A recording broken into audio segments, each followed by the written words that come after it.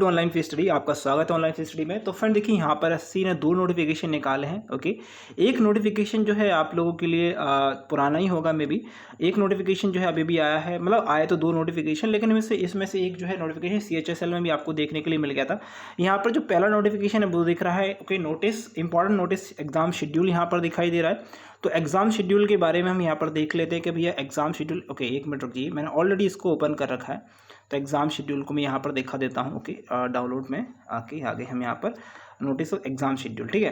तो exam schedule को आप देख लीजिएगा। यहाँ पर देखिए क्या लिखा है एग्जाम शेड्यूल में।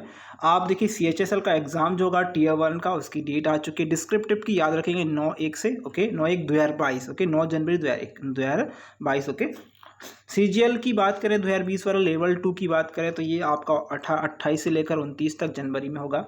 Combined grade level, okay, Tier 3 जो होगा डिस्क्रिप्टिव होगा वो होगा 6 फरवरी को।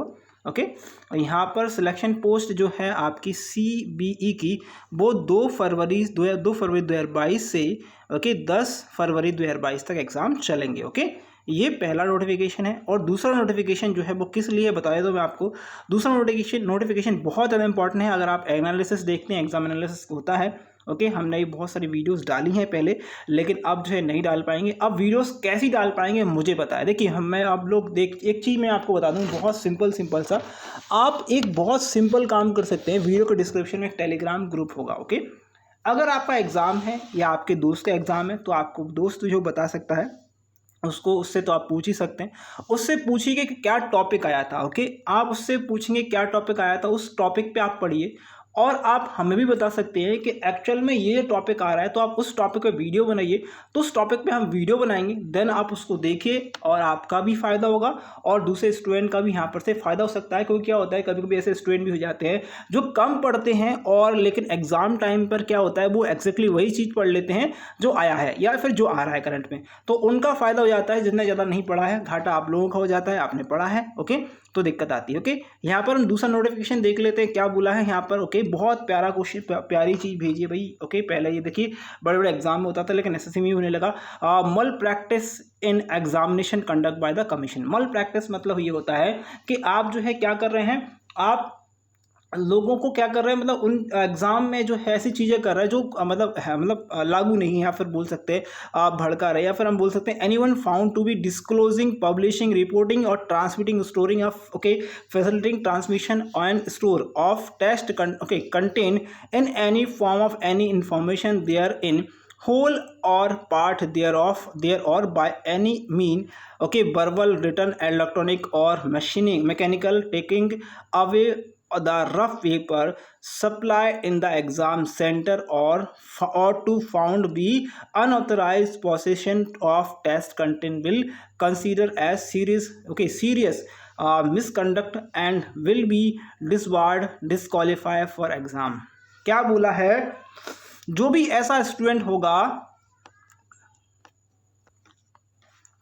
बोला गया है ऐसा स्टूडेंट कोई भी होगा जो स्टूडेंट क्या कर रहा होगा कि क्वेश्चन बता रहा होगा अपने, जो एग्जाम में क्वेश्चन आए हैं वो क्वेश्चन आप बता रहे हैं किसी भी चैनल को, किसी यूट्यूब को, किसी को भी बता रहे हैं।